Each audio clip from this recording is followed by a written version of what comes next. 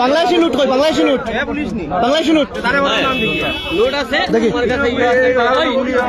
ওই টাকাগুলো দেখাও বাংলাদেশ কারেন্সি না নি দেখি বাংলাদেশ কারেন্সি না। হ্যালো বন্ধুরা, সম্প্রতি সোশ্যাল মিডিয়ায় একটি ভিডিও ভাইরাল হয়েছে যেখানে দেখা গেছে ভারতের কোনো এক সীমান্ত সংলগ্ন এলাকায় স্থানীয় মানুষ একজন সন্দেহবাচক ব্যক্তিকে আটক করেছেন। ভিডিওটিতে দেখা যায় ওই ব্যক্তির কাছ থেকে বাংলাদেশের কারেন্সি বা টাকা উদ্ধার করা হয়েছে এবং তিনি নিজেও স্বীকার করেছেন যে তিনি বাংলাদেশ থেকে এসেছেন। প্রথমে আমি সেই স্থানীয় মানুষদের বা সচেতন নাগরিকদের ধন্যবাদ জানাতে চাই, কারণ অবৈধ অনুপ্রবেশ বা ইলিগেল ইমিগ্রেশন যে কোনো দেশের নিরাপত্তার জন্য একটি বড় হুমকি। তারা সজাগ ছিলেন বলেই একজন অবৈধ অনুপ্রবেশকারীকে চিহ্নিত করা গেছে এবং তাকে পুলিশের হাতে তুলে দেওয়ার উদ্যোগ নেওয়া হয়েছে। এ পর্যন্ত সব ঠিক ছিল, এটি একজন দায়িত্ববান নাগরিকের কাজ, কিন্তু ভিডিওর পরের অংশগুলো দেখলে গা শিউরে যায়। আপনারা ভালো করে লক্ষ্য করুন, মানুষটি কিন্তু একা, তিনি পালানোর চেষ্টা করছেন না, তাকে চারপাশ থেকে ঘিরে রাখা হয়েছে। পুলিশকে খবরও দেওয়া হয়েছে, কিন্তু পুলিশ আসার আগেই বা পুলিশের গাড়িতে তোলার মুহূর্তেও তার উপর চলেছে শারীরিক নির্যাতন।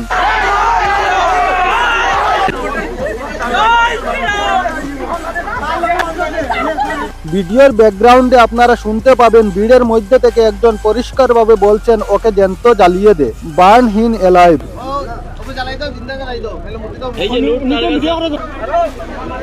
আমার প্রশ্ন এখানেই, একজন নিরস্ত্র মানুষ যে ইতিমধ্যে ধরা পড়েছে তাকে কি এভাবে মারধর করা বা জ্যান্ত জ্বালিয়ে দেওয়ার কথা বলা, এটা কি কোনো সুস্থ মানসিকতার পরিচয়? দেখুন, আমরা একটি গণতান্ত্রিক দেশে বাস করি, আমাদের দেশে আইন আছে, আদালত আছে, পুলিশ প্রশাসন আছেন। যদি ওই ব্যক্তি অবৈধভাবে সীমান্ত পার হয়ে থাকেন তবে সেটা অপরাধ, আর সেই অপরাধের বিচার করার জন্য আমাদের দেশের আইন যথেষ্ট শক্তিশালী। তাকে জেলে পাঠানো হবে নাকি ডিপোর্ট করা হবে সেটা ঠিক করবে আদালত। কিন্তু আম জনতা হয়ে আমরা যখন আইন নিজের হাতে তুলে নেই, চোর তাপ্পর মারি, তখন আমরা কি অজান্তে আইনের অবমাননা করছি না? যে মানুষটি ধরা পড়েছেন তিনি অপরাধী হতে পারেন, কিন্তু তার গায়ে হাত তোলার অধিকার সংবিধান আমাদের দেয়নি।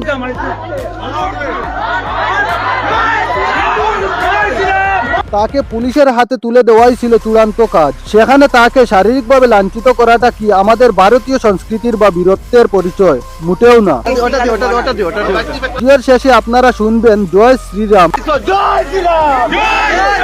এটি একটি পবিত্র ধর্মীয় ধ্বনি যা ভক্তি এবং ত্যাগের প্রতীক। কিন্তু একজন অসহায় মানুষকে যে কিনা পুলিশের কাস্টডিতে যাচ্ছে, তাকে মারধর করার সময় বা ভয় দেখানোর সময় এই পবিত্র নাম ব্যবহার করাটা কি ধর্মীয় সম্মান বাড়ায় নাকি কমায়? এটা তো কোনো ধর্মীয় যুদ্ধ নয়, এটা একটা আইনি প্রক্রিয়া। এখানে ধর্মের প্রসঙ্গ টেনে আনাটা কতটা জরুরি ছিল? আমরা যখন অপরাধ দমনের নামে ধর্মীয় স্লোগান ব্যবহার করে ভয়ের পরিবেশ তৈরি করি, তখন তা সমাজের জন্য ভুল বার্তা দেয়। আমাদের মনে রাখা উচিত, রাষ্ট্র চলে সংবিধানে, আবেগে নয়।